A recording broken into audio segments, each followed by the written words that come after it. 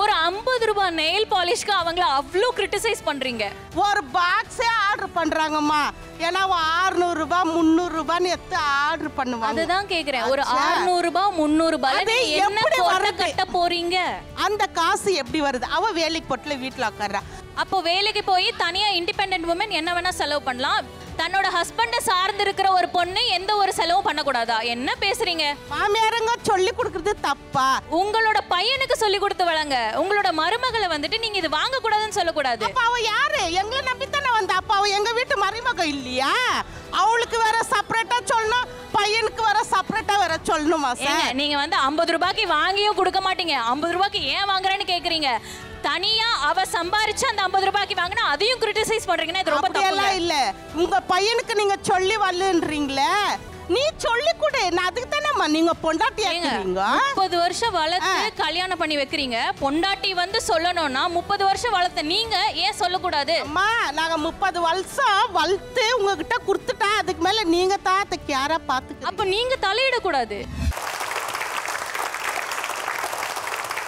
இந்த ஒரு பெரிய ஆப்பர்ச்சுனிட்டி கொடுத்த வா தமிழா வா ஷோக்கும் கலைஞர் டிவிக்கும் சேர்ஸ் என்டர்டைன்மெண்ட்டுக்கும் ஆரி சாருக்கும் நான் பெரிய தேங்க் பண்ணிக்கிறேன். நீங்கள் இல்லைன்னா நான் இந்த அளவுக்கு வந்திருக்க முடியாது.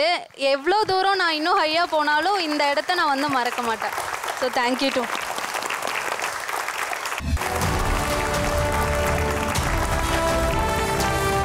அனுஜ் டைல்ஸ் வழங்கும் வா தமிழா வா. இன்னைக்கு நாம பேச போகிற தலைப்பு செலவழிக்கும் மருமகள்கள் வெஸ் சிக்கனமாக இருக்க சொல்லும் மாமியார்கள்.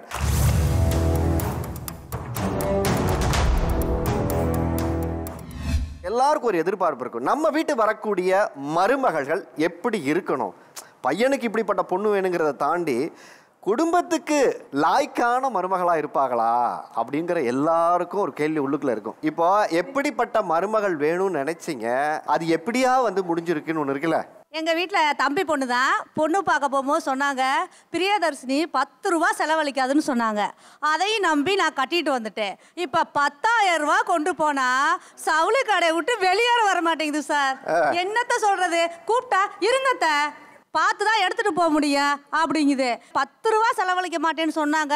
இப்போ 10,000 கொண்டு வந்து வேட்டு விட்டேனா, தீபாவளி வருதுல்ல, இன்னும் 10,000 ரூபா சேர்த்து வைங்க அப்படின்னு சொல்லுது சார். இதெல்லாம் நான் எங்கே போய் சொல்லட்டேன்? உங்கள் பேர் என்னம்மா? என் பேர் வேளாங்கண்ணி. வேளாங்கண்ணி வெள்ளந்தியா இருந்திருக்கீங்களே. அவங்க சொன்னது 10 ரூபா தான் செலவழிக்காதுன்னு சொன்னாங்க. நான் நினைச்சிட்டேன். நீங்க நினைச்சீங்கன்னா 10 ரூபாயே செலவழிக்காதுன்னு இல்ல, 500, 1000, 10,000, லட்சம். ஆமா சார். நான் 10,000 ரூபா செலவு செஞ்சா வந்து ஆடம்பர செலவு.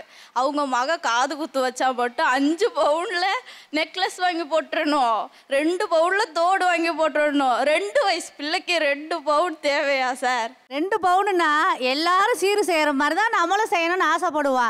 அதுக்காக தான் உங்களை சேமிச்சு வைங்க உங்க பிள்ளைகளுக்குன்னு சொல்றான். நான் பார்த்தேன், என் பேர் என்னோட கொலுசு ரொம்ப கருப்பாயிட்டு, அதை கூட்டு போய் கடையில் மாற்றணும்னு சொல்லிச்சு. பார்த்தேன், என்ன இந்த பிள்ளை அந்த கொலுசு கொஞ்சம் கூட மாறலாம் மாற்றணும்னு சொல்லுது. இதை இப்படியே விட்டா கதையாகாது. போய் இடத்துக்கு போய் நகை சீட்டை போட்டு விட்டேன். அப்படியே போய் நான் ஒரு ஏழை சீட்டையும் போட்டு விட்டேன். இப்போ என்ன பண்ணோம்? அதிகமாக செலவழிக்க முடியாது. நாங்கள் வந்து சாப்பாடு போட்டுருவோம். என் பையன் சம்பாதிக்கிற பிறகு சேமிப்பில் போயிடு. அதுதானே கரெக்டு சார்? மாஸ்டர் பிளானா இருக்காது. மாஸ்டர் பிளானா இருந்தாலும் மகளுக்கு செய்யறத மட்டும் கேட்க கூடாது. நமக்கு செய்ய மாட்டாங்க. 5,000 ரூபா சீட்டு போட்டா இன்னைக்கு 1000 ரூபா குறையா இருக்கத்த தாங்கன்னா, ஏன்ட்டே காசு இல்லை, நானே தவணைக்கு கட்டணும் அப்படின்னு வாங்க. அவங்க மக ஃபோன் போடுவாங்க, அம்மா 2,000 ரூபா போட்டு விடுமா அக்கௌண்ட்ல அப்படின்னதுமே, பிரியா இந்த ஜிபேல மாத்தி விட்டுரு அப்படின்னும் போது நம்மளுக்கு எப்படி இருக்கும்? இல்ல பிரியானவனே பிரியமா 2,000 ரூபா போயிடுது. அதே மருமகள்னா 1000 ரூபா வரமாட்டேங்குதுங்கிறாங்க. அதுவாசி நம்மகிட்ட சேமிப்பு கட்டாயம் இருக்கணும் சார். இருந்தாதான் நம்ம சமாளிக்க முடியும். சேமிப்புன்னு சொல்றாங்க. எனக்கு 10 வயசுல இருந்து அப்பா அம்மா இல்லை. நான் ஒரு இடத்த பார்த்தேன்னா இந்த இடத்துக்கு போகணும் ஆசைப்படுறது, ஆனால் போக முடியாது. ஏன்னா பாட்டிகிட்ட இருந்து வளர்ந்ததுனால அவங்கள்ட்ட அவ்வளோ காசு இருக்காது. இப்போ என் பிள்ளைங்க ஒரு இடத்துக்கு போகணுன்னா நான் கூட்டிகிட்டு போவேன். ஏன்னா என்கிட்ட இருக்கு, நான் செய்கிறேன். நான் பட்ட ஏக்கம் என் பிள்ளைங்க படக்கூடாதுன்னு எனக்கு தோணும்ல. அதை வந்து தப்புன்னா எப்படி? சொல்லுங்கம்மா, உங்களுக்கு எப்படிப்பட்ட மருமகள் வேணும்னு நினைச்சு வீட்டுக்கு கூட்டு வந்தீங்க? எழுப்பும் போது ஃபஸ்ட்டு காலையில் ஏஞ்சிருக்கவே மாட்டாங்க சார். காவியா காவியா காவியா காவியான்னு கூப்பிடணும். அவங்க டீச்சராக ஒர்க் பண்ணுறாங்க, நான் சமைச்சு கொடுக்கணும், குழந்தையும் நான் பார்த்துக்கணும். அவங்க 1 வயசு குழந்தை. ஏஞ்சிருந்தா 5 நிமிஷம் அத்தை அப்படியே சொல்லிட்டு தூங்குவாங்க. காவியா அன்னைக்கு மதியம் லஞ்சுக்கு பிரியாணி செய்யட்டுமானா ஓகே அத்தை பிரியாணினா போதும் ஓகே சொல்லுவா. அதுவே எனக்கு சிரிப்பாக இருக்கும். நைட்டு ஏம்மா டிஃபன் ரெடியாக இருக்குது சாப்பிடுமான்னு சொல்லுவேன். இல்லாத்த எனக்கு ஒரு மாதிரி இருக்குது நான் படுத்துறேன் அப்படின்னு சொல்லி படுத்துருவா. காலையில் ஏஞ்சி நான் சொல்லுவேன் என் பிள்ளைகிட்ட, காவியா நைட்டே சாப்பிட்லடா, சரி கொஞ்சம் எழுப்பி விடுவா சீக்கிரமானு சொன்னேன்னு, அம்மா அவன் நைட்டே எனக்கு பிரியாணி வேணும் சொல்லிட்டாம்மா, நான் பிரியாணி சாப்பிட்டு தூங்குறாம்மா சொல்லுவான். எங்கள் வீட்டுக்கார் ஃபோன் பண்ணி வேலையிலேருந்து வந்துட்டு என்னம்மா சமைச்சு வச்சிருக்கேன்னு கேட்குறாங்க. அத்தை தோசை ஊற்றிட்டாங்க. தோசையா எனக்கு வேணாம்மா, நம்ம விட பிரியாணி சாப்பிட்லாமா ரைஸ் சாப்பிட்லாமான்னு கேட்காங்க. சும்மா இருக்க மைண்ட் அவங்களே பிடிச்சி கெடுத்துடுறாங்க. சரிங்கன்னு சொல்லி வாங்கிட்டு வந்துடுறோம். அங்கேருந்து பார்த்தா ஒரு ரைஸ் வாங்கிட்டு வந்துருப்பாரு. என்னங்க ஒரு ரைஸ் வாங்கிட்டு வீட்டில் 4 பேர் இருக்கிறாங்கன்னா நீ ரூமுக்கு எடுத்துகிட்டு போயிடுன்றாங்க. நம்ம ரூமுக்கு எடுத்துகிட்டு போயிட்டு சாப்பிட்டுட்டு வந்து கவரை எடுத்துகிட்டு போய் டஸ்ட்பினில் போடுறோம். சிபிஎஸ்சிடியுமே அங்கே போய் டஸ்ட்பினில் போய் செக் பண்ணிட்டு வந்து எங்கள் மாமியார், என்னம்மா நைட்டு ரைஸ் சாப்பிட்டியா, எப்படித்தான் கண்டுபிடிச்சேன், டஸ்ட்பின்லேருந்து உன்னை பார்த்து கண்டுபிடிச்சிட்டோமான்றாங்க. டஸ்ட்பின்லேருந்து அப்போ நாங்கள் சாப்பிட்றது கூட எங்கே சார் ஒழிச்சு வைக்க முடியும்? நான் என்ன சொல்கிறேன்னா, டைமுக்கு வீட்டுக்கு வந்து எல்லாரும் கூட பகிர்ந்து சாப்பிட்டுட்டு டைமுக்கு தூங்கி காலையில் சீக்கிரமாக சுறுசுறுப்பாக எந்திரிச்சு அவங்க வேலை அவங்கவுங்க செஞ்சுட்டு கிளம்புற மாதிரி நான் ஆசைப்பட்டேன். ஆக்சுவலாக பார்த்தீங்கன்னா லவ் மேரேஜ், நம்ம எதுவும் பேச முடியல. சரி அவங்க ஆசைப்பட்ட அவங்க இஷ்டமாக அவங்க ஃப்ரீடமாக நான் விட்டுட்டேன். ட்ரெஸ்ஸு பார்த்தீங்கன்னா மானாரியாக ட்ரெஸ்ஸு எடுப்பாங்க. நீங்கள் ஏன் சார் சொல்கிறீங்க, சமைக்கிறேன்ற பேரில் யூடியூப்பை பார்த்து காய்கறி வாங்கிட்டு வருவாங்க சார். எல்லா காயும் விளைஞ்சிரும். அந்த அளவுக்கு அந்த காய்கறி அப்படியே இருக்கும். வாங்கிட்டு வந்துட்டு போயிட்டு சமைக்க மாட்டாங்க. வெரைட்டியாக சமைச்சு கொடுக்குறேன்னு சொல்லிட்டு ஒரு 2 காயை எடுத்து செஞ்சுட்டு, ஏன் அவ்வளோ காயை வாங்கணும், 1 கிலோ 2 கிலோ வாங்கணும், 1/4 கிலோ வாங்கி செய்யுங்க. 1/4 கிலோ வாங்கி செஞ்சால் பரவாயில்ல. அந்த மாதிரி பண்ண மாட்டாங்க. வாங்கிட்டு வந்து போட்டுட்டு அது அப்படியே கிடக்கும். அதுக்கு இல்லாமல் இவங்க வந்து மவுண்ட் ரோட்டில் ஷாப் வச்சுருக்காங்க. வரது ரொம்ப லேட் நைட் வருவாங்க.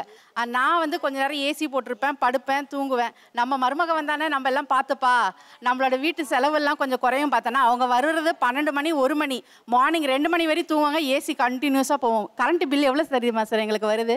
18,000 16,000 வருது. ஆமாம் சார், எனக்கு நான் கொஞ்சம் ட்ரீட்மெண்ட் எடுத்துகிட்டு இருக்கேன் சார். ஸ்கின்னுக்கு எனக்கு ரொம்ப சென்சிட்டிவ் ஸ்கின். இந்த மாதிரி இந்த வெயில் அதெல்லாம் வந்து கொஞ்சம் தாங்க முடியாது. ஸோ அதனால் நான் வந்து ஏசி கொஞ்சம் போட்டுப்பேன். அதனால கொஞ்சம் எக்ஸ்பென்ஸ் ஏறுது தான், பட் என்னால் முடியல. நீங்கள் பிறந்த வீட்டில் ஏசிலாம் இருக்காமா? இருக்கு சார். அங்கெல்லாம் எவ்வளோமா கரண்ட் பில் கட்டுவீங்க? சொல்ல போனால் சில டைமில் 5,000 அந்த மாதிரி 6,000க்கு மேலே தாண்டாது சார். ஏன்னா அவங்க அம்மா உதைப்பாங்க சார். தூங்கி ஏன் இவ்வளோ நேரம் தூங்குறேன்னு உதைப்பாங்க அவங்க அம்மா. நம்மளால அது பண்ண முடியாது இல்லை சார். ஆமாம், அவங்களெல்லாம் பண்ணால் டொமஸ்டிக் வயலன்ஸை கொண்டு உள்ளே வச்சுருவாங்க. அவங்க மட்டும் ஏசி போட மாட்டாங்களா? அவங்களும் ஏசியில் தான் சார் இருப்பாங்க. கேட்டால் அவங்க சொல்லுவாங்க அவன் மட்டும் போட்டுட்டு இருப்பாளா, நானும் போட்டுருப்பேன், அடம் பிடிப்பாங்க. சார் நான் என்ன சார் இப்போ வெயில் பொழக்குது சார். அதாவது நைட்டு வீட்டில் இருக்கும்போது அவங்க போடுறாங்க, அப்படியே போடுறாங்க. அதை மேட்ச் பண்ணி வீட்டில் இல்லாத போது காலையில் சாயங்காலம் வர வரைக்கும் நீங்கள் போடுறீங்க. கூடி பில்லு கிளியறது என்னமோ உங்கள் வீட்டில் உங்கள் பையனோட பாக்கெட்டுக்கு தான். நீங்கள் போட்டு செலவு பண்ணுறது 2 பேருமே தான் பண்ணுறீங்கன்னு நினைக்கிறேன். அப்போ இல்லை சார், நான் போட்டிலாம் போட மாட்டேன். பட் அவங்க ரொம்ப சைல்டு மாதிரி பண்ணுவாங்க சார். இவ என்ன இவ்வளோ ட்ரெஸ்ஸு வாங்குறா, எல்லா ட்ரெஸ்ஸும் போடுறாளா, அதெல்லாம் போட மாட்டா, எதுக்கு இவ்வளோ ட்ரெஸ் நீ வாங்கி கொடுக்குறேன்னு பையன்கிட்ட போய் கேட்பாரு. அவர் டெய்லி ட்ரெஸ் எடுத்துகிட்டு வருவார், இன்னைக்கு இந்த மாதிரி போட்டு போகணும், இப்படி போட்டு போகணும்னு சொல்லிட்டு. பட் நான் எடுக்கிற ட்ரெஸ் ஏன்னா நான் வந்து ஆன்லைனில் ஆர்டர் பண்ணுறேன். ஸோ வந்து வீட்டில் வந்து தத்தும் போது கண்டுபிடிச்சிடுறாங்க ட்ரெஸ்ஸு வந்து வீட்டுக்கு வருது. இவர் வெளியிலேயே வாங்கிட்டு வரனால அவருக்கு தெரிய மாட்டுது. இவங்க வந்து கேட்பாங்க, நீ ட்ரெஸ் எடுத்துக்கூடா, நீ ஏன்டா இப்படி ட்ரெஸ் இல்லாமல் கிடக்குற, அவள் இவ்வளோ வாங்குறா, உனக்கு ஏன்டா நீ வாங்கிக்கூட, அப்படிலாம் வேற சொல்லுவாங்க. உண்மையாகவே வீட்டில் யார் சிக்கணும், பையனா மருமகளா மாமியாரா? சொல்ல போனால் நான் ரொம்ப சிக்கனெல்லாம் கிடையாது சார். அவங்க சிக்கனம் மாதிரி நடிப்பாங்க, அவங்களும் சிக்கனம் கிடையாது, அவங்களும் எல்லாமே வாங்குவாங்க. அதனால அவங்க வந்து ரொம்ப இதுவாக பேசுகிறாங்க நம்பிடாதீங்க, அவங்களும் வாங்குவாங்க. கரண்ட் பில் சொன்னாங்கல்ல சார், இப்போ நாங்களாம் வந்து ஒர்க்கிங் சார். 9 மணிக்குள்ளே எல்லா ஹவுஸ் ஹோல்ட் ஒர்க்கையும் முடிச்சுட்டு வேலைக்கு போயிடணும். 9 மணிக்கு ஆன் ஆகட்ட டிவி சீரியல் நைட்டு 9 மணி வரைக்கும் ஓடும். ஏசி ஒரு பக்கம் ஓடும், டிவி ஒரு பக்கம் ஓடும். நான் நைட்டு திரும்பவும் 8 மணிக்கு வருவேன். 8 மணிலேருந்து 9 மணி வரைக்கும் சீரியல் பார்ப்பேன். கரண்ட் பில் வரும். சீரியல் பார்த்தே போச்சுப்பா, கரண்ட் பில் வந்துருச்சு. ஏசி போட்டே கரண்ட் பில் வந்துருச்சு. சார் நல்லா கால்குலேட் பண்ணிக்கோங்க. காலையில் 9 டு நைட்டு 9 அவங்க பார்க்குறாங்க, 8 to 9 நான் பார்க்குறேன் சார். என்னால் கரண்ட் பில் ஏறிடுவாங்க. இன்னொரு விஷயம் சார், எல்லாரு கூடயும் சேர்ந்து சாப்பிட்ணுன்னு சொல்கிறாங்கல்ல, பிள்ளைங்களுக்கு ஊட்டாமல் நாங்கள் சோத்தில் கையை வைக்கக்கூடாது சார். இங்கே கேட்டு பாருங்கள் எத்தனை பேர் அந்த கண்டிஷன் ஃபேஸ் பண்ணுறாங்கன்ட்டு. கல்யாணமான புதுசில் புருஷனுக்கு மாமியாருக்கு போட்டுட்டு தான் மருமக சாப்பிடணும். கல்யாணமாகி குழந்தை பிறந்ததுக்கு அப்புறமா பிள்ளைக்கு ஊட்டணும். அதுக்கு எடுத்துகிட்டு போய் நான் வாயில் வச்சேன்னா அது இப்படிங்கும் அப்படின்னும் இந்த மாதிரி ரியாக்ஷன்லாம் கொடுக்கும் சார். அப்படி இருந்தும் அதை வச்சு வாயில் அந்த சிமெண்ட் பூசுவாங்க தெரியுமா சார், அந்த மாதிரி பூசி அப்பி 1 மணி நேரம் வெயிட் பண்ணி சாப்பிட்டு சாப்பாடு ஊட்டிட்டு அதுக்கப்புறம் தான் சார் நாங்கள் சாப்பிடணும். அப்புறம் எங்கே சார் எல்லாரும் ஒன்றா உட்காந்து சாப்பிட முடியும்? ஒரு நாளைக்கு ஊட்டுறதுக்கு நீங்கள் சொல்கிறீங்களே, அதே மாதிரி தான் உங்களையும் ஊட்டி நாங்கள் வளர்த்துருப்போம். இப்படி ஊட்டி அப்படி ஊட்டி இப்படி ஊட்டுறதுனால தான் இன்றைக்கி உட்காந்து வந்து நீங்கள் பேசுகிறீங்க. சார் நான் ஒரு ஸ்டாஃப் நர்ஸ் சார், வெறும் 450 ரூபா சேலரி சார். ஒரு 50 ரூபாய்க்கு ஒரு 28 வருஷத்துக்கு முன்னாடி மேனேஜர்கிட்ட கெஞ்சுவேன், சார் பால் காசே குறையுது சார், ஒரு 50 ரூபா கொடுங்க சார், பால் காசு 500 ரூபா வருது சார் மாதம். அப்படி கெஞ்சினேன். லவ் மேரேஜ் தான், அரேஞ்ச் பண்ணி தான் பண்ணாங்க. இந்த சிக்கனை என் மருமகளுக்கு வரணும், நம்ம இருக்கும் போதே நம்ம பிள்ளைங்களுக்கு கற்று தரணுன்றதுக்காகவே ஒரு உண்டியல் வாங்கி கொடுத்தேன் சார் பிள்ளைக்கு. காவியா டெய்லி நீ எவ்வளோ செலவு பண்ணுற, டெய்லி நான் வந்து அத்தை 100 ரூபா போடுறேன்னா ஒன்றால் முடிஞ்சது ஒரு 50 ரூபா போடு, ஒரு 20 ரூபா போடுனா போட்டுட்டு தான் இருந்தா. ஒரு நாள் கடைசியில் என்ன வெயிட் கம்மியாக இருக்கு, இல்லை அத்தை அது நீங்கள் காயின் போடுறீங்க நோட்டாவும் போடுறீங்க அதனால் அப்படி இருக்கு, நான் வெறும் பேப்பராக தானே போடுறேன் அதனால் அப்படி இருக்குது, சரி ஓப்பன் பண்ணு பாப்பான்னு சொன்னால் 1 வீக் கூட போட்டிருக்க மாட்டாங்க. அதோட எடுத்து என்னன்னா அந்த ஒன்று முடியை எடுத்துன்னு போய் பார்லரில் போய் ஹேர் ஸ்பா பண்ணுறது, பெடிக்யூர் பண்ணுறது, பார்லர்லேயே கொட்டி கொட்டி அழுவுறது காசு. அவங்க பையன் தான் சார் வந்து நான் வேலை செய்கிறேன், நீ ஒரு இடத்துக்கு போகணுன்னா நீ இப்படி தான் இருக்கணும், இப்படி தான் மேக்கப் பண்ணிக்கணும் அவங்க சொல்கிறாங்க. அப்போ அதுக்கு தகுந்த மாரி தான் சார் நம்ம நடந்துக்க முடியும். நான் சொல்கிறது என்னென்னா சிக்கனமாக இருங்க, எங்களுக்கு கொடுக்க வேணாம். நீங்கள் வருங்காலத்தில் இப்போ எல்கேஜி அட்மிஷனுக்கே 1 லட்ச ரூபா கேட்குறாங்க சார். இதேமாரி போச்சிங்கன்னா அந்த பிள்ளைங்க மேக்கப் செட்டுக்கு, பியூட்டி பார்லருக்கு, செப்பலுக்கு, ஷூக்கு, ஹேண்ட்பேக்கு இதேமாரி அனாவசிய செலவு பண்ணிங்கன்னா இப்போ வர ஜெனரேஷனு நீங்கள் எப்படி என்ன பண்ணுவீங்க? இப்போ உங்களுக்கு உங்கள் பேரனோ பேத்தியோ கவர்மெண்ட் ஸ்கூலில் படிக்கணும்னு ஆசை. ஆமாங்க சார். நீங்கள் கவர்மெண்ட் ஸ்கூலில் படிக்க வைக்க மாட்டேன்னு சொல்கிறீங்க. அவங்களோட விருப்பம் எப்படி இருக்குன்னு நம்ம பார்த்துக்கிட்டு தான் சார் படிக்க வைக்க முடியும். குழந்தைங்களை விருப்பம் அவங்க பேர் என்ன வயசு ஆகுது? இன்னும் ஆகல சார், 10 month தான் ஆகுது. இவங்க குழந்தையாட்ட இவங்களே பேசுகிறாங்க மெச்சூர்டு இல்லாமல். அப்புறம் என்ன சார் புரிஞ்சிக்க மாட்டாங்க சார். அந்த குழந்தை நடக்குது, அதுக்கு 4 செப்பல் சத்தம் கேட்குதான் அதுக்காக. எங்கள் மருமக இப்போ ஃபீஸ் வந்து என் பேத்திக்கு 1.5 லட்ச ரூபா செலவு. ப்ளே ஸ்கூல், அதாவது ஃபர்ஸ்ட் ஸ்டாண்டர்ட் கூட போல, ப்ளே ஸ்கூலுக்கே 1.5 லட்சம் லெக்சர் வார்டில் படிக்க வைக்கிறாங்க. அது தேவையில்லாத செலவு தான். என் பொண்ணுங்க சார் 1 வருஷம் வந்து ஃப்ரீ எஜுகேஷன் தாங்க சார். எங்கள் ஊரில் ஒரு ட்ரஸ்ட்டில் இருந்து ஒரு ஃப்ரீ ஸ்கூலிங், காலையில் போனால் ஈவினிங் வரைக்கும் சாப்பாடு எல்லாமே அவங்க தந்துடுவாங்க. நாங்கள் போய் சேர்த்தோங்க சார். அந்த 1 வருஷத்தில் அவரோட ஸ்பீக்கிங் ஹேபிட்டு, பழக்கொழுக்கம் எல்லாமே ரொம்ப சேஞ்ச் ஆயிடுச்சுங்க சார். இங்கே இல்லாதது அங்கே என்ன இருக்குன்னு நினைக்கிறீங்க? கவர்மெண்ட் ஸ்கூலில் போகல ரொம்ப அடமெண்ட்டாக இருப்பா, அங்கே டீச்சர்ஸே ரொம்ப கம்ப்ளைண்ட் பண்ணிட்டே இருப்பாங்க. இங்கே வந்து பார்த்தீங்கன்னா நான் போய் கேட்பேன், என் பொண்ணு பேசுகிறாளுங்களா பண்ணுறா, ஒரு பிரச்சனையும் இல்லைங்க, ஒரு கம்ப்ளைண்ட்டும் சொல்ல மாட்டாங்க. அவள் அது பண்ணாலும் அது இருக்கிறது தானுங்க, நமக்கு ரெடி பண்ணிக்கலாம், கொஞ்சம் கொஞ்சம் ரெடி பண்ணி. எங்ககிட்டயும் அப்படி தான் பேசுவாங்க, என் பொண்ணுகிட்டையும் அப்படி தான் பேசுவாங்க. பழக்க வழக்கம் வந்து நம்ம கற்றுக் கொடுக்குறது தான். அங்கே போய் வந்து பழக்க வழக்கம் தானாக வர்றது இல்லை. அம்மா பணத்தை கொண்டு போய் அங்கே கொட்டி கொடுக்குறாங்க. கொட்டி கொடுக்கக்குள்ள அவங்க உட்காருப்பா தடுக்கு போட்டு உட்கார வச்சு நல்லா ஊட்டி விட்டு எல்லாம் செஞ்சு தான் ஆகணும். இதுக்கு வந்து என்ன செய்வாங்க, சாயந்தரம் ஆனால் உட்காந்து சொல்லுவாங்க, மிஸ் திட்டுவாங்கன்னு ஹோம்ஒர்க் பண்ண வைப்பாங்க, அதை எழுத வைப்பாங்க, அதுக்கு எல்லாம் பண்ணுவாங்க. ஏன் அதே கவர்மெண்ட் ஸ்கூலில் படிச்சுட்டு வர பிள்ளைங்கள ஏன் இவங்க உட்கார வச்சு நல்லா அதில் என்னம்மா அன்றைக்கி சொல்லி கொடுத்தாங்க, உன் பிள்ளைகளுக்கு பழக்க வழக்கத்தை நீ நல்ல முறையில் கற்றுக் கொடுத்து அந்த பிள்ளைங்களுக்கு நல்ல பழக்க வழக்கம் எங்கே எப்படி மாறும்? நான் வந்து அதை வந்து சொல்லக்கூடாது சார். படிக்கணுன்ற பிள்ளை எங்கே போனாலும் படிக்கணுன்றது அது யாரும் எடுத்துக்கவே மாட்டுறாங்க சார். கான்வென்ட்டில் போய் பணத்தை கட்டி கல்யாணம் படிக்க வச்சாதான் அது படிப்புன்ற மாதிரி எல்லாரும் மைண்ட் செட்டில் வச்சிருக்கிறாங்க சார். இந்த ஸ்கூல் டிபேட் எங்களோட வீட்லேயும் போச்சு. என் ஹஸ்பண்ட் சொல்கிற ஒரே பாயிண்ட், உன்னாலேயும் ஃபீஸ் கட்ட முடியும், என்னாலேயும் ஃபீஸ் கட்ட முடியும், பட் அந்த அளவுக்கு எஜுகேஷன் சொஃபஸ்டிகேட்டடாக கொடுத்து நீ பிள்ளைய பழக்காத. போனால் ஏசி பஸ்ஸில் தான் போகணுமா, ஏசி கிளாஸ் ரூமில் தான் உட்காரணுமா? நான் எப்பயுமே நினைக்கிறது, பொண்ணு எங்கே இருந்தாலும் அந்த சிச்சுவேஷனுக்கு ஏற்றாப்புல என் பொண்ணு மாறிக்கணும். நான் லக்ஸரியஸாகவே தான் இருப்பேன் அப்படின்னு என் பொண்ணு வரக்கூடாது. குழந்தைங்களுக்கு கல்வி கொடுக்கும் போது மட்டும் காசு பத்தலைன்னு எப்படி சொல்கிறீங்கன்னு கேட்குறேன் நான். ஒரு ஃப்ளோருக்கு 2 ஃப்ளோர் கட்டுறீங்க, அதில் லோன் கட்டுறீங்க, மற்ற நகைகள்லாம் வாங்குறதெல்லாம் வாங்கிக்கிறீங்க, அதெல்லாம் பண்ணுறீங்க. கல்வின்னு வரும்பொழுது இல்லை எங்களால் செலவு பண்ண முடியாதுங்கிறீங்க. அங்கே நான் கிளாஷ் ஆகுறேன் சார். உங்கள் வீட்டில் பார்க்குறாங்களா? பார்க்குறாங்க, ஒரு ஸ்கூலில் படிக்கிறாங்க. அது எனக்கு திருப்தியாக இல்லை. சிக்கனமாக இருந்துட்டு அதில் செலவு பண்ணுங்கன்னு நான் சொல்கிறேன். நீங்கள் மருமகிட்ட சொல்லி கொஞ்சம் நல்ல ஸ்கூல் சேர்க்கணும் சார். எனக்கு தெரிஞ்சு மாற வேண்டியது நீங்கள் தான் நினைக்கிறேன் சார். குழந்தைக்கு ஒரு நல்ல கல்வி கொடுக்கணும்னு ஒரு பாட்டியா எனக்கு என்னோட நியாயம் இல்லையா சார்? அதில் நல்ல கல்வினா என்ன? சார் எல்லாமே கொடுக்கக்கூடியது. குழந்தைங்களுக்கு நல்ல ஒழுக்கம், தமிழ் பண்பாடு, கலாச்சாரம், ஆங்கில கல்வி, இப்படி எல்லாமே ஒரு குழந்தைக்கு கிடைக்கிற ஸ்கூல் வந்து நல்ல ஸ்கூல்ஸ். இது எல்லாமே எந்த ஸ்கூல்ல இருக்குன்னு எனக்கு தெரியல. பிகாஸ் நான் வந்து ஒரு பிரைவேட் ஹாஸ்பிட்டலில் ஒர்க் பண்ணுறனால நிறைய ஸ்டூடெண்ட்ஸ் வந்து கவுன்சிலிங் வருவாங்க சார். சைக்காலஜிஸ்ட் கிட்ட ஒரு சிபிஎஸ்சி படிக்கிற ஸ்டூடெண்ட், ஐசிஎஸ்சி படிக்கிற student, they are coming for counselling. Psychologist சொல்கிறது என்னன்னா, சிபிஎஸ்சியாக இருக்கட்டும், ஐசிஎஸ்சியாக இருக்கட்டும், they are stuffing the knowledge. அவங்க வந்து ரொம்ப ஸ்ட்ரெஸ் போடுறாங்க சார் குழந்தைங்க மேலே. இப்போ எனக்கு தெரிஞ்ச என் ரிலேட்டிவ்ல ஒரு பையன் இருக்கான், யூகேஜி படிக்கிற பையன், சிபிஎஸ்சி ஸ்கூல். அவங்க வந்து ஃபர்ஸ்ட் ஸ்டாண்டர்டுக்கு ப்ரொமோட் பண்ண மாட்டாங்க சார். ஏன்னா உங்கள் பையனுக்கு சென்டென்ஸ் ஃபார்மேஷன் வரலை. நல்லா படிக்கிறவங்களை படிக்க வைக்கிறது சாதனை கிடையாது சார் என்னை பொறுத்த வரைக்கும். நல்லா படிக்காதவங்களை படிக்க வைக்கிறதுக்கு தான் நாங்கள் ஸ்கூலுக்கே அனுப்புறோம். தங்க விளக்கா இருந்தாலும் தூண்டி விடுறதுக்கு ஒரு தூண்டுகோல் மாதிரி ஒரு பள்ளி இருக்கணும். நல்ல டேலண்டட் குழந்தை. இல்ல நீங்க எந்த பள்ளியில வந்து நீங்க படிச்சீங்க? நான் கவர்மெண்ட் ஸ்கூல் தான் சார் படித்தேன். அப்புறம் சார் எனக்கு ஆங்கிலம் போராடமெல்லாம் எனக்கு பிரச்சனையா இருக்கு சார். ஒரு கேம்பஸ் இன்டர்வியூ போகிறோம் அப்படின்னா அங்கே கம்யூனிகேஷனும் ப்ரொனவுன்சியேஷனுமே பர்ஃபெக்டாக இருந்தால் மட்டும்தான் ஃபஸ்ட்டு அவங்களுக்கு ப்ரிஃபரன்ஸ் கொடுக்குறாங்க. அதுக்கப்புறம் தான் மார்க்கு எல்லாமே. ஸோ பசங்க என்ன பண்ணுதுன்னா அந்த கம்யூனிகேஷன் பர்ஃபெக்டாக பண்ணிட்டாங்க அப்படின்னாலே அவங்களுக்கு ஃபஸ்ட்டு ப்ரிஃபரன்ஸ் கொடுத்து அவங்களுக்கு ஜாப் கிடச்சி அவங்களோட லைஃப் நல்லா செட்டில் ஆகுது. இப்போது கவர்மெண்ட் ஸ்கூலை விட ப்ரைவேட் ஸ்கூலில் தான் இங்கிலீஷில் பேசலாம், ஃபைன் கட்டணும் அப்படின்னு கம்பல்சரி பண்ணுறதுனால அந்த பசங்க ட்ரை பண்ணி இங்கிலீஷில் பேச ஆரம்பித்து அவங்களுடைய ஃப்யூச்சர் நல்லா இருக்குது. இந்த கவர்மெண்ட் ஸ்கூலில் பார்த்தீங்கன்னா நல்லா நடத்துகிறாங்க, ஆனால் இந்த இங்கிலீஷில் தான் பேசணும் அப்படின்றதுக்கான ப்ரிஃபரன்ஸ் கொடுக்கறது இல்லை சார் அந்த டீச்சர்ஸ். இங்கே எல்லாருமே இப்போ ஒரு கவர்மெண்ட் சர்வெண்ட் ஆகிறதுக்கு ஒரு எக்ஸாம் எழுதுறாங்க. காம்படிட்டிவ் எக்ஸாம் எழுதணும்னா ஒரு ஐக்யூ லெவல்லாம் இருக்கும். அந்த ஐக்யூ லெவல்லாம் இருக்கிற ஒரு டீச்சரு எப்படி வந்து பாடம் நல்லா சொல்லித்தராமல் இருக்குவாங்க கவர்மெண்ட் ஸ்கூலில்? அதனால் நான் கவர்மெண்ட் ஸ்கூலில் ரொம்ப ப்ரிஃபர் பண்ணுவேன். உங்கள் பிள்ளை எந்த பள்ளியில் படிக்கணுங்கிறது அநேக பெற்றோர்களுடைய தனிப்பட்ட உரிமை. இதிலெல்லாம் நம்ம யாருமே தலையிட முடியாது. ஆனால் உங்களுக்கு ஒரு தகவலுக்காக ஒன்று சொல்கிறேன். அப்துல் கலாம் இங்கேருந்து வந்தவர் தான். இதில் இங்கேருந்து இஸ்ரோவில் பார்த்தீங்கன்னா அண்ணாதுரையாக இருக்கட்டும், ஒவ்வொருத்தரும் இங்கேருந்து போனவங்க தான் எல்லாமே இன்றைக்கி பெரியா இருக்காங்க, ஐஏஎஸ் ஆஃபீஸராக இருக்காங்க, எல்லாமே இருக்காங்க.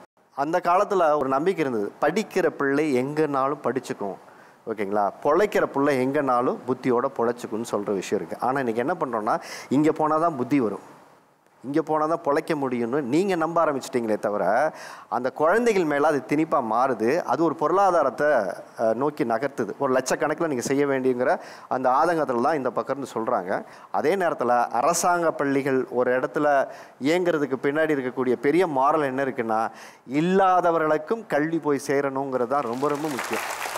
இருக்கிறவங்க படிக்கிறதுக்காக பள்ளிக்கூடம் இல்லை, இல்லாதவர்களும் படித்தாதான் சமூகம் பேலன்ஸ்டாக இருக்கும். ஆங்கிலம் நீங்கள் கற்றுக்கணுங்கிறது அந்த காலகட்டத்தில் ஒரு 30 வருஷத்துக்கு முன்னாடி ஆங்கிலத்தினுடைய தேவை இந்தியாவில் கம்மியாக இருந்தது. அதனால தான் இன்றைக்கி உங்களுக்கு சொல்லிக் கொடுக்கப்படலை. இன்றைக்கி எல்லா அரசாங்க பள்ளியிலையும் ஆங்கிலமை முதன்மையாக வச்சு சொல்லிக் கொடுக்க பார்க்குறாங்க.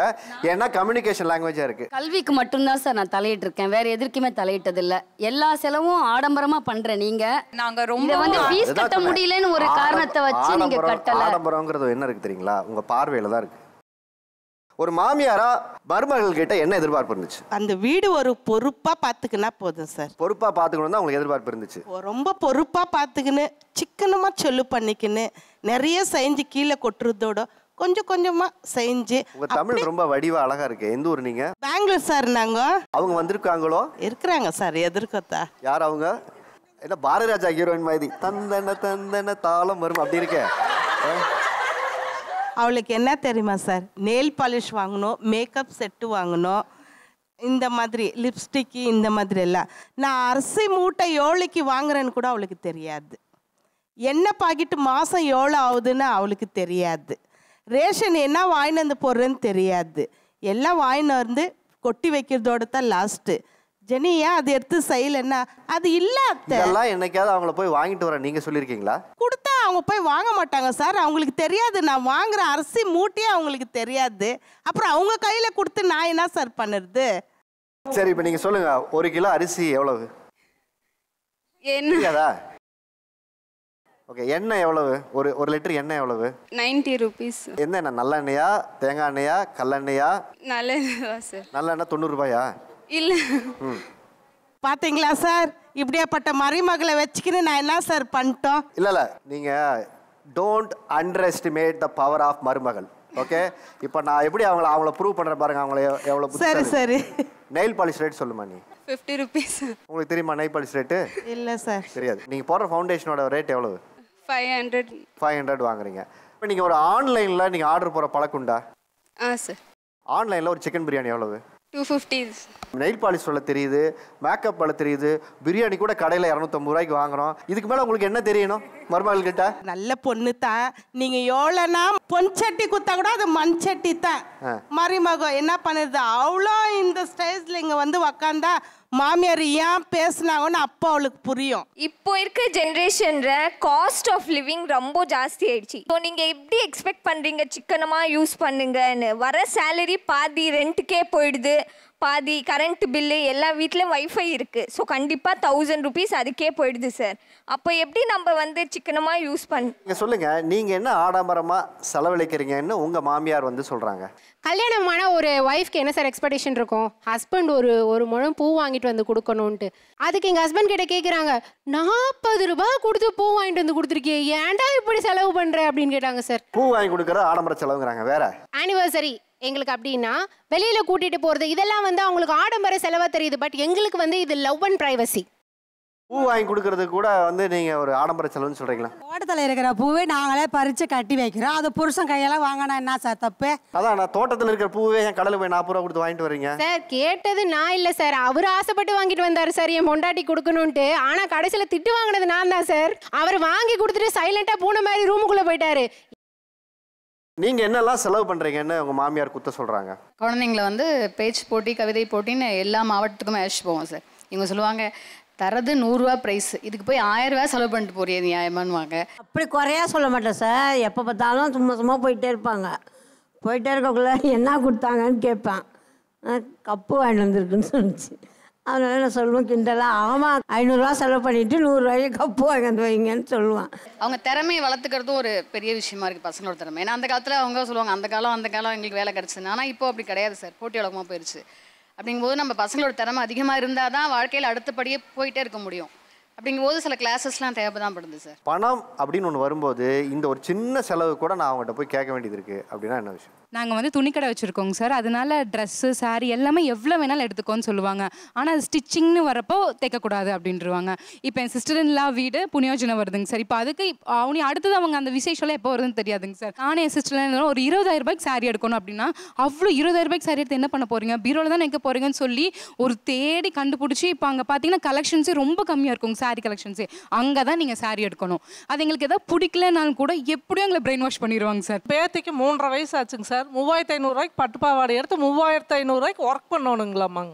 மொத்தம் 7000 ரூபாய். 7000 ரூபாய்க்கு அந்த பொண்ணுக்கு அடுத்த வருஷம் அது 10ஆம் போயிடும், வேஸ்ட்டாக போயிருங்க. ஒரு பாட்டியா உங்க குழந்தைய அதை ட்ரெஸ் பண்ணி அப்படி பார்க்குறவங்களுக்கு விருப்பம் இல்லையா? 14,000 ரூபாய் செலவு செய்கிற இடத்துல 700 ரூபா செய்யறது தப்பு இல்லைங்க சார்.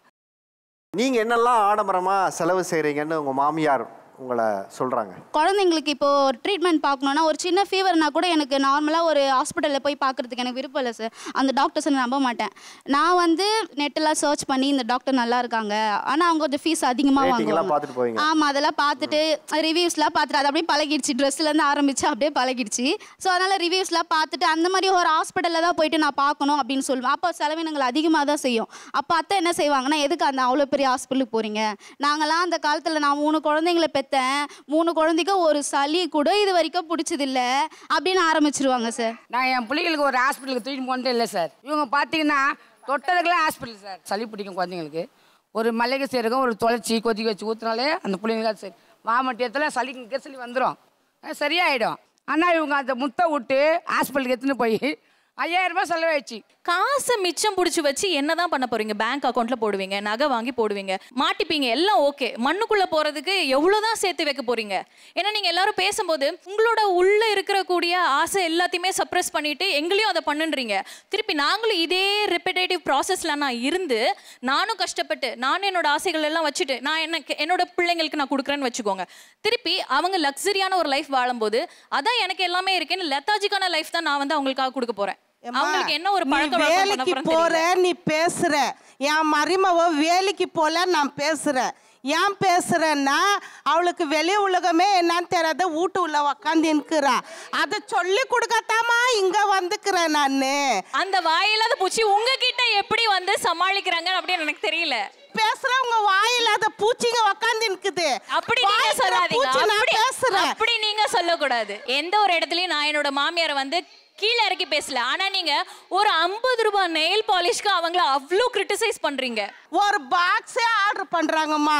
ஏன்னா 600 ரூபாய் 300 ரூபான்னு எடுத்து ஆர்டர் பண்ணுவாங்க. அதுதான் கேக்குறேன். ஒரு 600 ரூபாய் 300 ரூபாய் என்ன கொட்டை கட்ட போறீங்க? அந்த காசு எப்படி வருது? அவ வேலைக்கு போட்டுல வீட்டுல உட்கார்றா. அப்போ வேலைக்கு போய் தனியா இண்டிபெண்டன்ட் உமன் என்ன வேணா செலவு பண்ணலாம். தன்னோட ஹஸ்பண்ட சார்ந்து இருக்கிற ஒரு பொண்ணு எந்த ஒரு செலவும் பண்ணக்கூடாதா? என்ன பேசுறீங்க? மாமியாருங்க சொல்லி கொடுக்கறது தப்பா? உங்களோட பையனுக்கு சொல்லி கொடுத்து வளங்க. உங்களோட மருமகளை வந்துட்டு நீங்க இது வாங்க கூடாதுன்னு சொல்லக்கூடாது. அப்ப அவ யாரு? எங்களை நம்பித்தானே வந்தா. அப்ப அவ எங்க வீட்டு மருமக இல்லையா?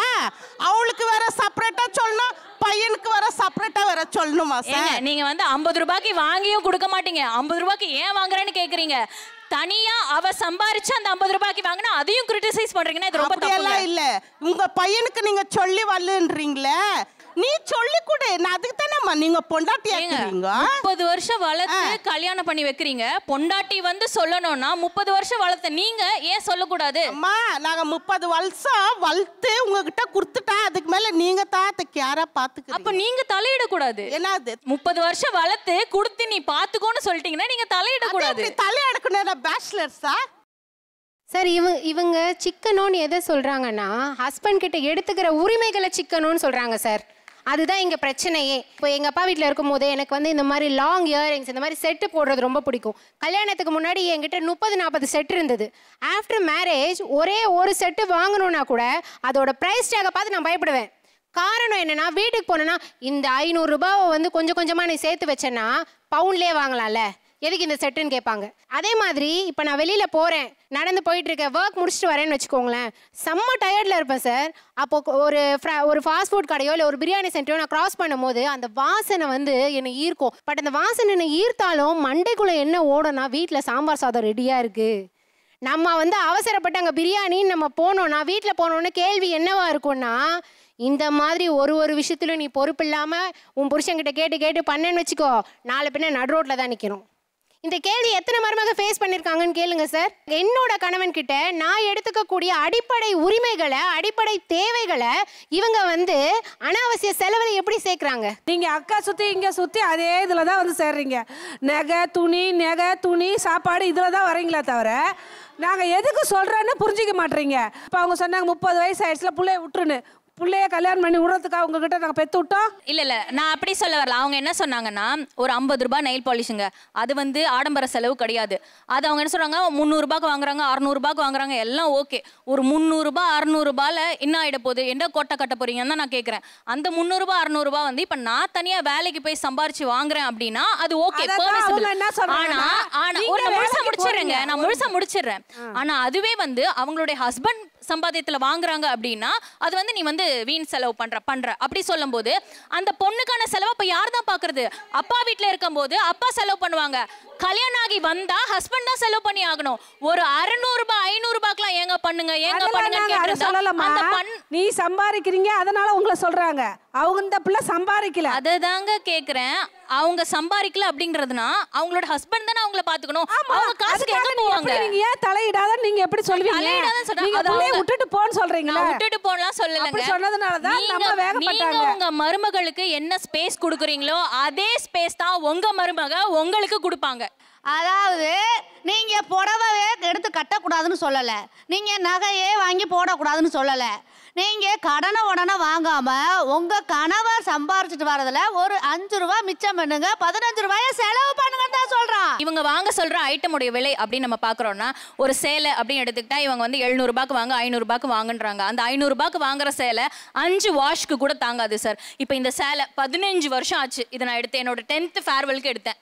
இப்போ வரைக்கும் கட்டிருக்கேன். 4000 ரூபாய்க்கு அப்போ எடுத்தேன் சார். இப்போ இந்த விலையை நான் போய் கடையில் கேட்குறேன் அப்படின்னா இப்போ 15000 ரூபாய் சொல்கிறாங்க இந்த ஒர்க்லாம் பண்ணினா. அப்போ இருந்த காசுக்கு 4000 ரூபான்றதே அதிகம். ஆனால் நான் அடம் பிடிச்சி வாங்கினேன். நீ அந்த அளவுக்கு உனக்கு வருமானம் வந்தது, நீங்கள் வாங்கினீங்க.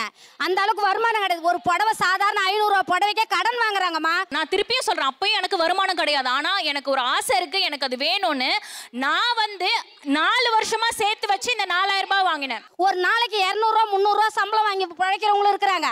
அவங்க 5000 2000 போட்டு புடவை வாங்க முடியாதுமா. 500 ரூபா புடவைக்கு 50 ரூபாய்க்கு கடன் வாங்கின ஆள்லாம் இருக்கிறோமா நாங்க? நான் வாங்குங்கன்னு சொல்லவே கிடையாது, வாங்குங்கன்னு சொல்லவே கிடையாது. சிக்கனப்படுத்தி ஒரு வீடு வாங்குங்கன்னு சொல்றோம். நீங்க அதை வீடு வாங்காத 10 புடவையா நான் 10,000 போட்டு அழிப்பேன்னு சொல்றீங்க.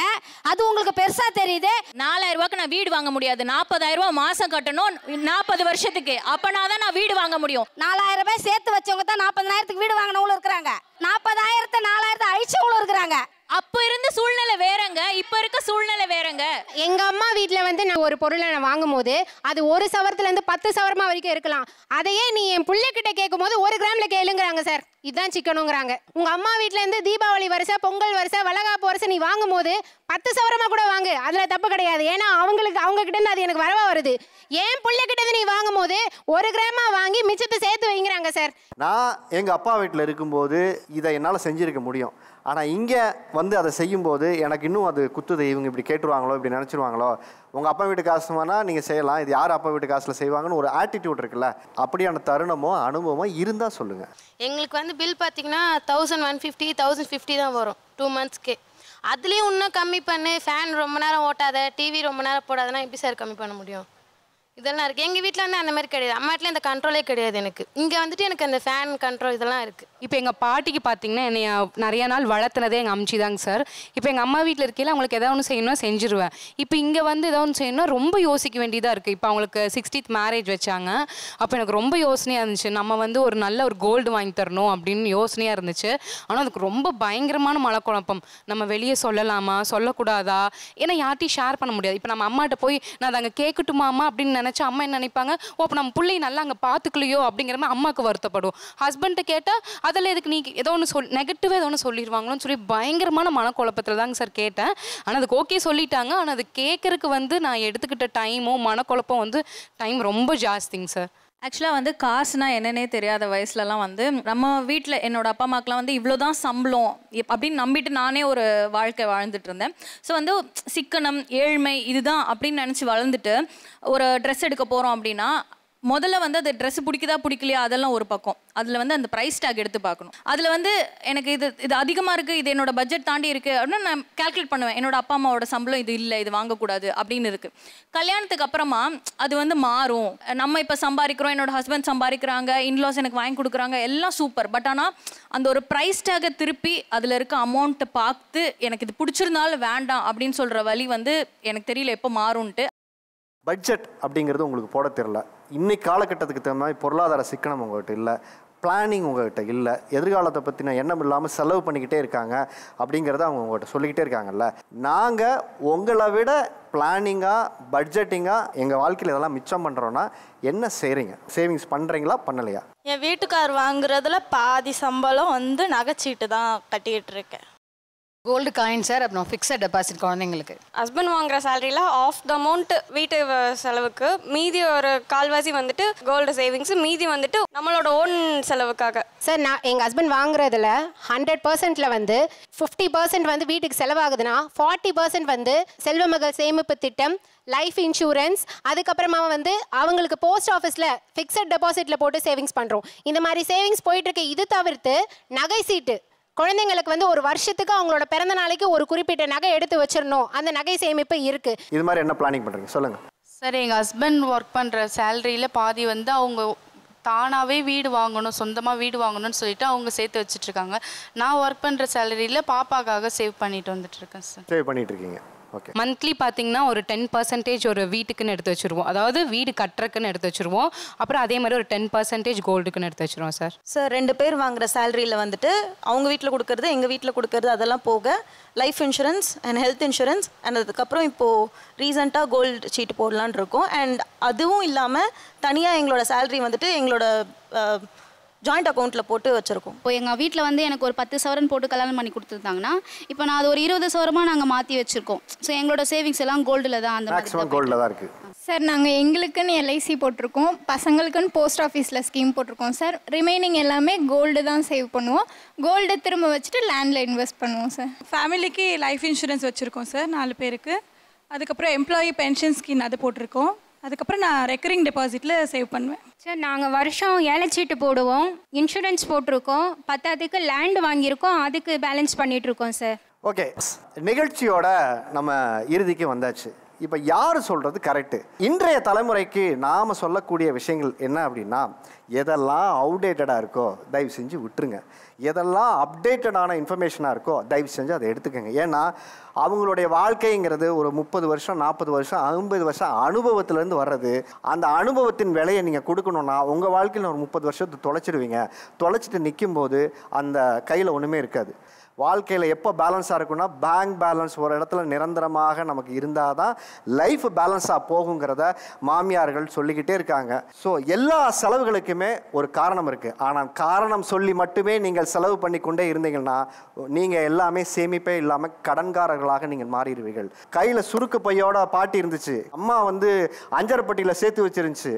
ஆனால் இப்போ என்னாச்சு, மொத்தமாக இப்போ ஒவ்வொரு ஹேண்ட்பேக்குக்கு 5000 ரூபாயும், ஒரு ஃபோனை 1 லட்ச ரூபா கொடுத்து வாங்குற இடத்துக்கு நகர்த்திட்டோம். ஒரு மேக்கப் எல்லாமே தேவைதான். ஆனால் கார்டு இருக்குங்கிறதுக்காக ஸ்வைப் பண்ணிக்கிட்டே இருக்காதிங்க. நீங்களே பாருங்கள், உங்கள் தேவைக்கு ஒரு நாள் எவ்வளோ செலவு பண்ணுறீங்க. அதுக்கு குறைந்தபட்சம் நீங்கள் ஒரு பேங்க் வட்டியை போட்டு பாருங்கள். நீங்கள் செலவு பண்ணுற காசு ஒரு 5 வருஷத்தில் எவ்வளோவா பண்ணியிருக்கீங்கன்னு பார்த்தீங்கன்னா நீங்கள் எவ்வளோ இழந்திருக்கீங்கன்னு உங்களுக்கு தெரியும். சந்தோஷத்தை தொலைத்து விட்டு பணத்தை சேருங்கள் என்று சொல்லவில்லை. சந்தோஷமாக வாழ்வதற்கான வாழ்க்கையை அனுபவித்து கொண்டே பணத்தை எப்படி சேர்க்கணுங்கிற திட்டமிடுதலான வாழ்க்கையை வாழுங்க. இப்போது சிறப்பாக பேசியவர்களுக்கு சிறப்பு பரிசு கொடுக்கும் நேரம் இது. ட்ரைமி பாப்பட் வழங்கும் உங்களுக்கான ஒரு gift hamper, diamond pressure cooker வழங்கும் உங்களுக்கான ஒரு கிஃப்ட் ஹாம்பர் தான். வாங்கிக்கோங்கம்மா. ட்ரைமி பாப்பட் வழங்கும் உங்களுக்கான ஒரு gift hamper, diamond pressure cooker வழங்கும் உங்களுக்கான ஒரு கிஃப்ட் ஹாம்பர்.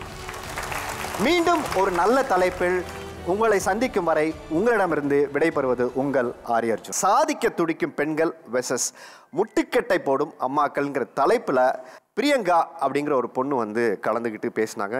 நான் ஒரு தொழில் பண்ணுறதுக்கு எனக்கு தேவையான ஒரு உதவியை என் வீட்டிலேருந்து செய்யலை சார். எனக்கு ஒரு 10,000 ரூபா இருந்தால் போதும், என் வாழ்க்கையை நான் வந்து நல்லபடியாக அமைச்சுக்குவேன் அப்படின்னு சொன்னாங்க. ஸோ நம்ம அரங்கத்தில் கலைஞர் டீம் சார்பாக ஒரு 10,000 ரூபாயும், நான் என்னுடைய என்ஜிஓ சார்பாக 20,000 ரூபா கொடுப்பதாக வாக்குறுதி அனுப்பிச்சிருந்தேன். ஸோ அவங்க நம்ம அரங்கத்துக்கு இன்றைக்கி வந்திருக்காங்க. வாங்க பிரியங்கா.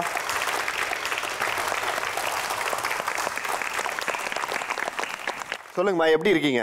நல்லா இருக்கேங்க சார். நல்லா இருக்கீங்க? செம்மையா இருக்கேன். ஓகே, நம்ம ஷோ நீங்கள் வந்துட்டு போனதுக்கப்புறம் உங்கள் வாழ்க்கையில் என்ன மாறி இருக்கு? நான் வந்து ஃபஸ்ட்டு ஸ்டார்ட் பண்ணும்போதே பேசிக்காக அந்த ஆர்டர்ஸ் தான் பண்ணிட்டு இருந்தேன். யூடியூப்ல இருந்து மட்டும்தான் ஆர்டர்ஸ் எடுத்துட்டு இருந்தேன். அது கம்மியாக தான் இருந்தது. இதுக்கப்புறம் வந்து ஷோலேருந்து கொடுத்த அந்த ப்ரைஸ் மணி ஆகட்டும் எல்லாமே வந்து அடுத்த ஸ்டெப் கொண்டு போகிற மாதிரியே எல்லாமே யூசேஜ் இருந்துச்சு சார். அதோட பில்லு கூட அப்படியே வச்சுருக்கேன். இந்த அமௌண்ட்க்கு நம்ம என்ன பண்ணியிருக்கோம், இதுலேருந்து எவ்வளோ ப்ராஃபிட் வந்திருக்கு எல்லாமே நான் செப்பரேட் பண்ணி வச்சுருக்கேன். இவ்வளோண்டு ஒரு டேபிளில் தான் சார் வச்சு ஸ்டார்ட் பண்ணேன். இப்போ எக்ஸஸாக 4 டேபிள் போட்டு மிஷினரிஸ் இறக்குற ஸ்டேஜுக்கு நான் வந்துட்டேன். எனக்கு வந்து துபாயிலேருந்துலாம் ஆர்டர் கொடுத்துருந்தாங்க. அங்கே இருக்க இந்தியன் பேரண்ட்ஸ் வந்து அவங்களோட சைல்டுக்காக அங்கேருந்து எனக்கு ஆர்டர் பண்ணியிருந்தாங்க. என்கிட்ட ஆர்டர் பண்ணுற கஸ்டமருக்கு கண்டிப்பாக ப்ராடக்ட் வருங்கிற ட்ரஸ்ட்டை ஏற்படுத்தி கொடுத்தது வந்து வாத்தமிழ் ஷோ தான். இந்த ஷோ வந்ததுக்கு அப்புறம் உங்ககிட்ட என்னமா மாற்றம் நடந்திருக்கு? எல்லாருமே பார்த்து கேட்க ஆரம்பிச்சாங்க, உங்க பொண்ணு இந்த ப்ராடக்ட் பண்றாளா, நீங்க வாத்தமிழாவில் வந்தீங்களா, உங்களை பார்த்தமே நீங்க தானே அது அப்படின்னா. ஆமா பண்ணோம். சரி, ரொம்ப ரீச் ஆயிருக்கா, பொண்ணுக்கு நல்லா டெவலப்மெண்ட் கொடுங்க அப்படின்னாங்க. சரி, நாங்களும் வந்து அவளுக்கு நிறைய சப்போர்ட் பண்ணிட்டு இருக்கோங்க சார். தொடர்ந்து உங்க பொண்ணு மேல வச்சிருக்கிற நம்பிக்கை இன்னும் அதிகமாக வைங்க.